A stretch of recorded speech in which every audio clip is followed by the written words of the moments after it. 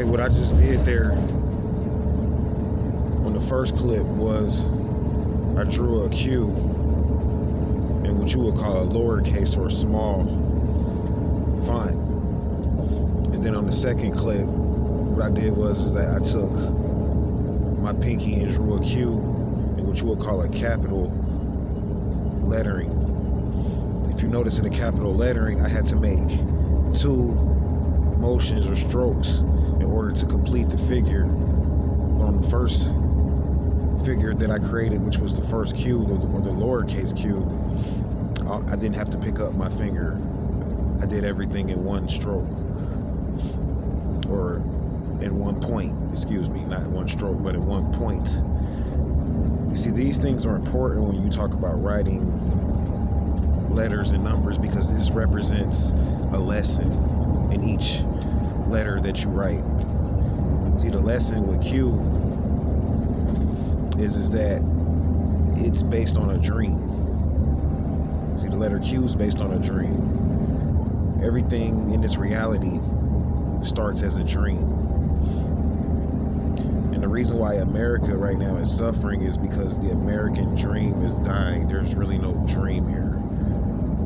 And remember, I said on the last episode that America was the original quasi-corp, because they paid the shamans what you would consider millions of dollars. See, they respected their shamans. They didn't disrespect their shamans and call them dope fiends and bums and things of this nature and tell them to go get a job, because they knew that the shaman in his dream, a true shaman that they put through the rituals, if they passed the rituals, was actually the writer or the script writer for the economy. See, to have a successful economy, you need a dream. See, they take metaphysics for granted, but you need to have anything as a success or a perfection, you need a dream. So you can have a gun, for instance, but you need to have a dream of what you're going to do with the gun to make you some money or to do whatever. So you can have a pet or an animal. For instance, you can own a tiger, right?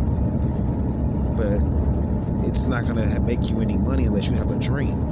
See, one person can own a tiger and make $1 million, whereas another person can own a tiger and see no need for it, no use for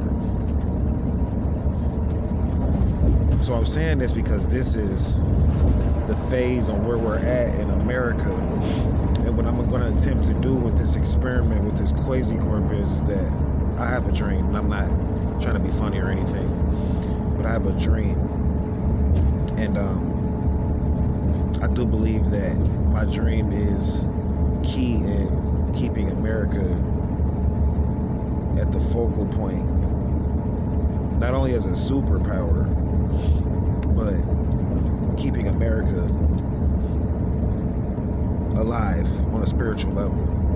Because what's going to happen in America, and if it happens in America, it happens everywhere, is that the dream is going to eventually die if we let these beings win, these negative beings. And once the dream dies, what you would consider this, you call it the American dream, but what it really was is that it's a dream so that we can program this reality to get out of it, because originally this reality was created not only as a hell, but for you to get stuck in it as a hell, and for you to keep repeating it over and over again, over and over again, and to eventually get you into a point where you are stuck into what's called, similar to capital punishment. So you remember when I drew the first figure, I had to pick up my finger, or the second figure, excuse me, which was the capital Q. When I drew the capital Q, I had to pick up my finger. So I had to make 2 motions. So that's what they want. See, America's an annuity, meaning that once you get the dream or the idea, you have to move out on it until you fulfill it. If you don't fulfill your dream or your idea, you're either going to come back and repeat it again, or they're going to eject you out of America, and that's what you call putting you into an expat status.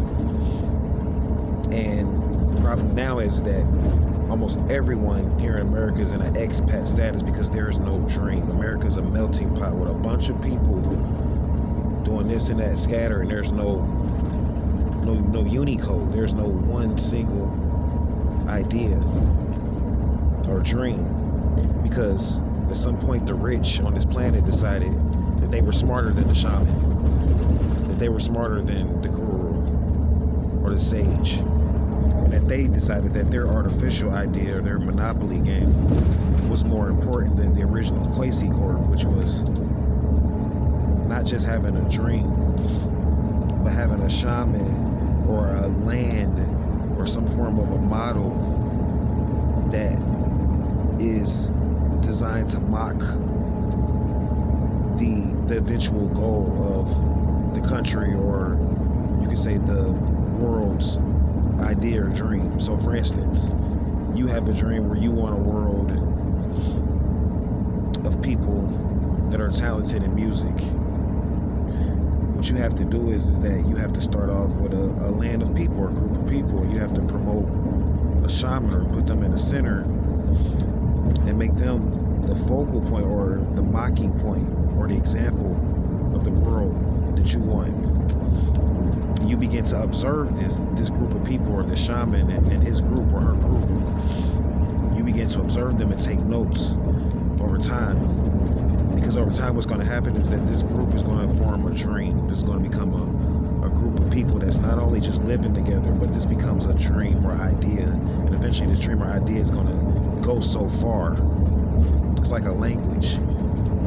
See, originally, for instance, Arabic may have only been being spoken by a certain amount of people. So it was a dream, really, because it wasn't real only to those people that had the same dream or spoke the same language. But at some point, Arabic was spoken by thousands of people, then millions of people, then trillions of people. Same thing with English. English was spoken by maybe hundreds of people in the beginning, then eventually it was moved into millions of people and trillions of people. So what I'm saying here is that this is the same thing when you talk about the quasi-corp or the cube. You have to have a center or a focal point or a community of people that represent the idea or the dream. And then you go from there and you begin to nurture the dream and water the dream and make sure that the dream becomes a success based on how many people share the dream.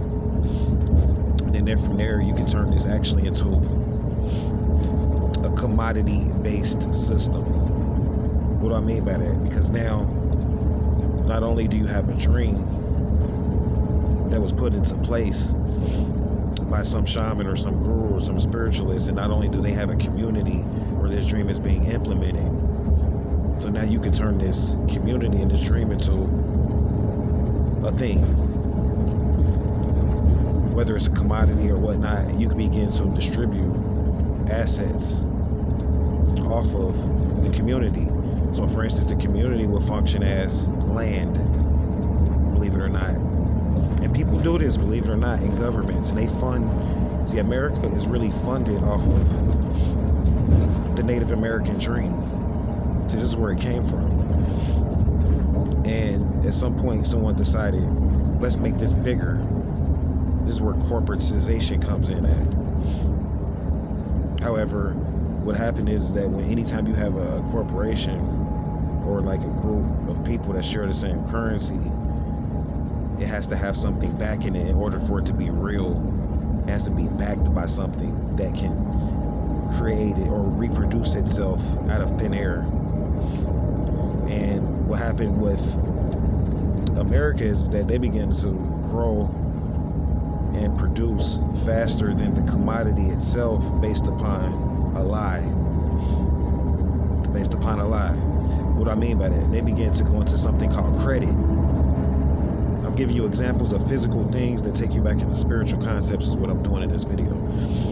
So they begin to get you hooked on credit, which was like a dope, which was based upon a group of people or a model of people doing something by hand and turning this into a currency. And what happened is that this other group of people, or America, decided to kind of like spy on or watch this group of people and their movements, and they turned this into what's called a credit from watching them.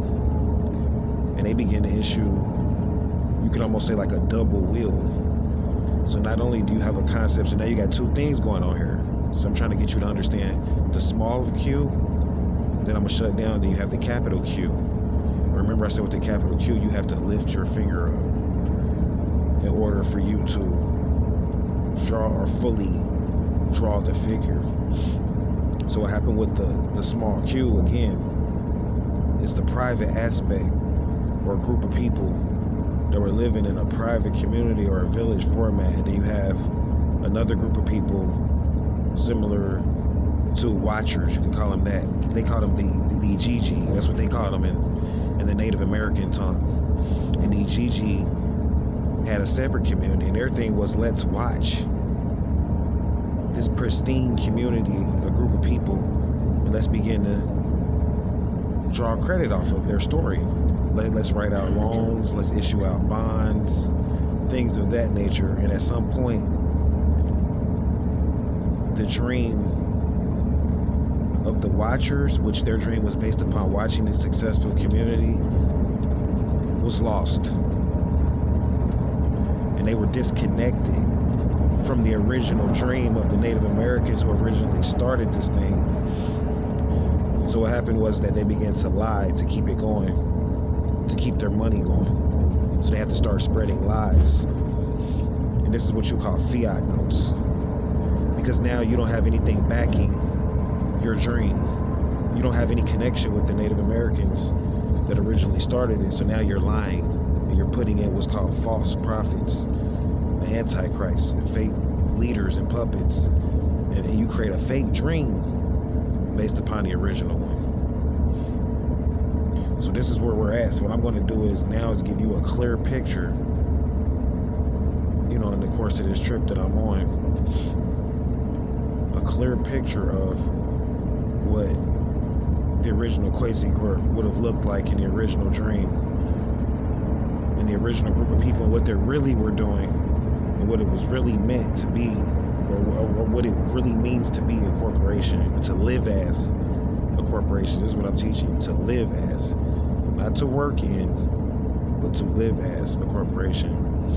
How to file your paperwork, not with the Secretary of State, but through the tribal custom, through rituals, through rites of passage. So this is what we're going to go into. This is what the story of Joseph is about. See, Joseph was an economist, believe it or not. He started off as a very poor, and you call him a prophet. He was actually an economist. And they said he had a coat of many colors. You remember in the movie Predator? I'm going to say this and I'm going to shut down. Remember, he could see in those different colors. He could only see in what you would call UV spectrum light. See, Joseph, this is how he viewed reality. Joseph was not the original being that you think he was, the original human. And he had a dream or a vision, and his vision and dream is what